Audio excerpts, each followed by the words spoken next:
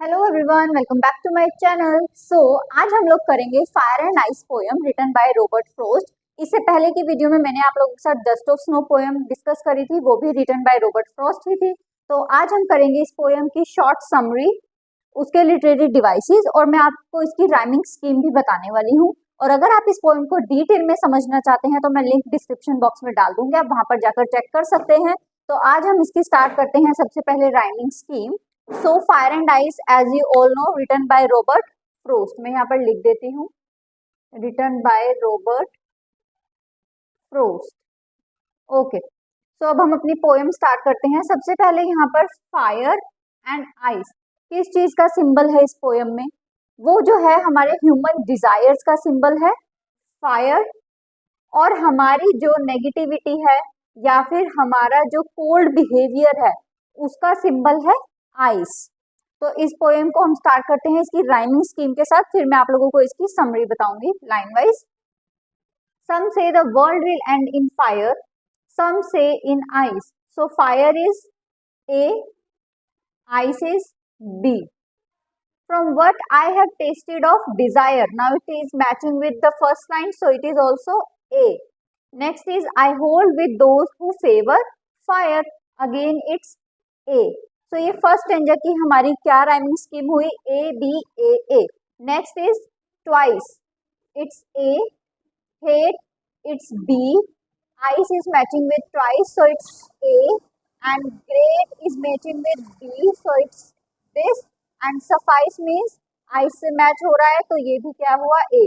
तो सेकंड स्टेंजर की हमारी क्या राइमिंग स्कीम हुई? A B A, और फर्स्ट स्टेंजर की हमारी क्या राइमिंग स्कीम हुई? A B A A। I hope आप लोगों को इसकी राइमिंग स्कीम समझ में आ गई होगी। अब हम इस पोएम की जो है समरी करते हैं। Some say the world will end in fire, some say in ice.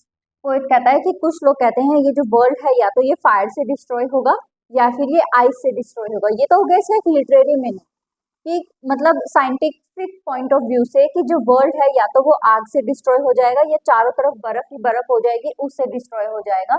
लेकिन from what I have tested of desire, I hold with those who favour fire. तो पोएट क्या कहता है, उसने फायर को किससे सिंबलाइज कर दिया? डिजायर से, कि जो ह्यूमन डिजायर्स हैं या तो वर्ल्ड उससे डिस्ट्रॉय होगा, पोएट का पॉइंट ऑफ व्यू है। लेकिन वो क्या कहता है, but if it had to perish twice, कि अगर वर्ल्ड दो बार डिस्ट्रॉय होगा, I think I know enough of hate to say that for destruction ice. और उसने आइस को किससे डिनोट कर दिया है? हेट से। तो वो कहता है अगर वो डिजायर या फिर फायर से डिस्ट्रॉय नहीं होगा तो डेफिनेटली वो हेट से, जो ह्यूमंस के अंदर हेट है उनकी जो कोल्ड फीलिंग्स हो जाती हैं, क्योंकि हम किसी से जब हेट करते हैं तो हमारे अंदर इमोशंस खत्म हो जाते हैं, कोल्ड फीलिंग्स हो जाती है, तो इसलिए उसने उसको आइस से डिनोट किया है। तो या तो वो उससे डिस्ट्रॉय होगा, is also great and would suffice. तो इस पोएम का मेन आइडिया यही था पोएट का, कि जो है वर्ल्ड जो है या तो वो फायर से डिस्ट्रॉय होगा या फिर आइस से, यानी कि ह्यूमन डिजायर से या फिर उनके हेट्रेड वाले बिहेवियर से। तो fire and ice is symbol of desire and hate. So next अब हम करने वाले हैं इसकी लिटरेरी डिवाइसेस। लिटरेरी डिवाइसेस में सबसे पहले क्या आता है हमारे पास?